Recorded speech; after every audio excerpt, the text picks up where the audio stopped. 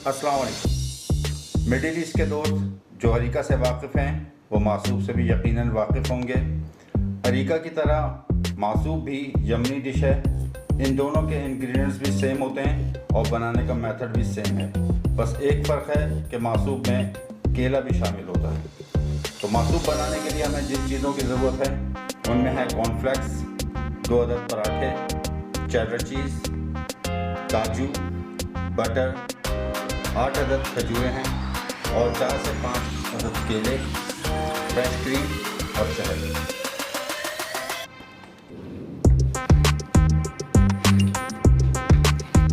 बिस्मिल्लाहिर्रहमानिर्रहीम।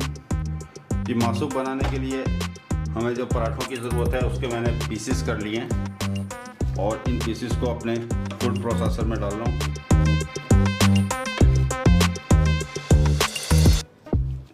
इन 2 पराठों को पीसेस में कन्वर्ट करने के बाद हम इसको चॉप करेंगे अच्छी तरह।